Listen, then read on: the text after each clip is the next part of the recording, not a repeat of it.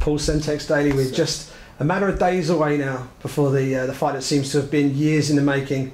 What's the overriding emotion now that the final media obligations here in the UK are basically finished after today? You know, I just feel pretty composed, pretty relaxed, and just excited for February 16th. You know, not excited like I just feel like the time is right for the fight, and February 16th it gets the, you know, we get to get in there. Do you remember the first time you met Michael Venom Page? Tell me about that. I actually don't remember it very clearly. I think it was on some kind of media Battle of Britain or something like that, and he was you know, I'd never seen him fight before. Honestly, I'd never seen him fight before, didn't know anything about him. I thought he was a pretty cool character. You know, I thought he was someone that you know, would make the week go by quicker leading up to fight week. You know, he was like a friend away from home, as such, a colleague. That's maybe a friend's a little bit too strong a word, but a colleague who was, you know, cool.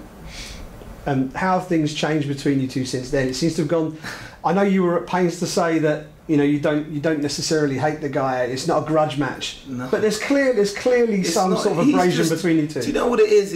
It's not a grudge. He's just a little bit annoying, like a little baby brother as such. Not a grudge. I don't dislike him. I don't hate him. There's nothing towards him. This is not a match that, you know, I'm gonna fight up for. I'm gonna be shouting in front of his face. That kind of tension there. I think that is not my approach to this fight, and because I just don't feel that way. I feel like he's asked for the fight. I was busy with other stuff, trying to hit my own goals and fight the people I wanted to fight, and now the time's right to make the fight. And it's kind of it's not really, it doesn't mean as much to me as it does to him. Like, he thinks I've been trying to avoid the fight, but when I signed it, I wasn't jumping up and down. I'm like, if he wants it, he can have it. It's not such an issue for me. And February 16th, like I said, we get to fight, and I was saying, look, we're gonna fight now, mate. Like,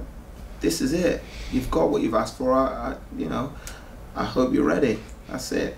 It's been a long career for you already. You know, you've had plenty of ups and downs, and you know, even going back to the UFC days and the way things have changed. Do you ever look back at that and see the things that have happened in the UFC since and think, I lost my job for doing that, and yet there are people in the UFC who have done, you know, seemingly much worse, and things are very different for them?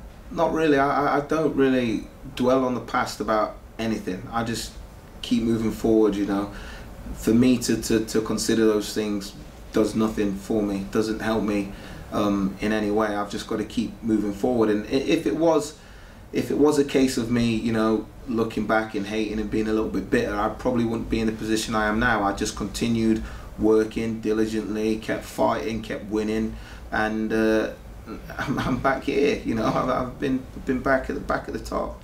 It's a huge fight for the United Kingdom. Yeah. How much of a shame is it for you personally that you're having to do it over in Connecticut rather than over here on home soil?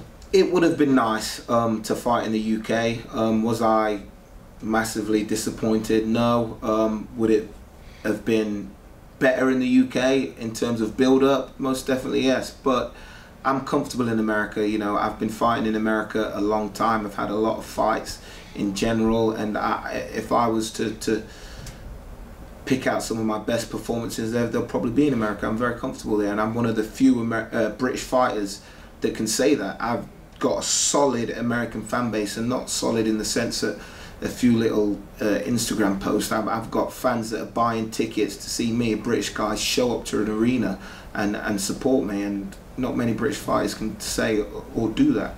You've got significantly more fights on your record at a significantly higher level than Michael Venom Page. How much of a factor will that be on fight night when you meet inside the cage? I think up until now, I think it's a huge factor, because not in terms of actually getting in the cage, but this kind of thing that he's doing now, and the stuff that he's been saying. He thinks I'm erratic. He thinks I'm not very analytic. He thinks that I'm impulsive, and he thinks that I'm someone who doesn't learn from previous mistakes, and all of those things are incorrect. And the kind of composure that I showed up there, and the kind of behavior that he tried to instigate, for me, is just a disguise of his insecurities and genuine fear. He knows he's in there with a very, very capable, very, very durable knockout artist, one of the worst people to fight if you're not a wrestler. He's not a wrestler. To fight someone who's extremely durable, doesn't get stopped, doesn't get knocked out, and knocks people out consistently, that's a horrible guy to fight if you're a striker. So you know, I'm quietly confident, but no, the amount of fights doesn't play out too much when I'm in the cage. It's having the experience prior to getting in the cage, and things that I'm doing in camp now that will be decisive when we get in the cage on February 16th. How do you prepare for a guy like Michael? Because there aren't that many fighters out there who have the sort of fighting style that he has. Michael kind of gave me the clue to how to prepare for him, and in essence, it's not to prepare for him. I'm not going to bring a guy in from sparring to dance and jig and do the break dancing, because you know you can't get that combination in a fighter. That is unique to Mike. But what is Michael Page? If you go back on YouTube and you see everything, his trouser kickboxing, he's a light contact fighter. That's what he specializes in, and some of those things they all do the same. You see when Michael starts out in his light contact fights, it's exactly the same thing that he's doing in the cage, and he's fighting someone doing exactly the same thing. So he's not as unique as he thinks. And the guys that I've brought into sparring, I said, look, you're not Michael Page. I want you to fight like you're on those mats, like you're in a leisure centre, fighting, point scoring, fighting, because that is what he is. And that's part of the illusion that I think people have bought into. He doesn't dance when he throws a punch. That's a distraction, and the bouncing back and forward motion, that is to unsettle you and to slide in so he can get his right hand. And I know that now because I've sparred these light contact fighters. I'm extremely well prepared for this fight, and I just don't see how he can win. And you know, it's almost like, how is he going to win? How is he going to win? He's not a one-punch knockout artist, and the guy that he did put away with one strike was very old. You know, I'm experienced, but I'm not aging. Like I'm a fresh, experienced fighter. I'm not Cyborg who's been in lots of battles, been KO'd before, taking lots of punches. I'm young, I'm athletic, I'm fast, I punch hard, I'm very durable. I can take a punch, and I'm fully aware of what he brings into the cage. And it's for me, it's a very simple victory. Looking back at some of Page's previous fights, it's been very clear that he's got under their skin mid-fight. You've seen people get very frustrated and start to overcommit on things, or do things that perhaps they wouldn't have prepared to do, and he's taken them out of their game plan. How key is it for you to make sure that you don't get dragged into that? That is part of what I said before. It's preparing for that. I don't know how these other guys have prepared. Had I not had that experience with the light contact guys, and had I not said to myself, look, I don't have to prepare for him to dance. That's a distraction. Me concentrating on what he's doing prior to the strike is a distraction. I have to recognise that moment when he's about to throw a strike, and that is all from light contact.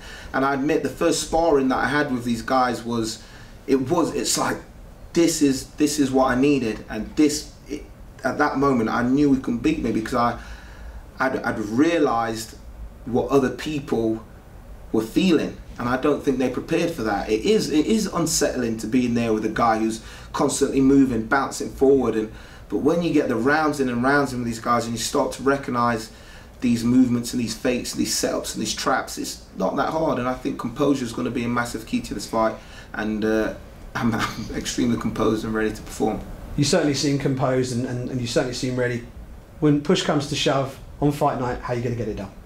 I'm going to knock him out, and obviously that's what I say. That's what I've been saying for all my fights, and that is what I do. I'm going to knock him out, and you know, he's not prepared. He's a great fighter, extremely talented. He's not going to beat me.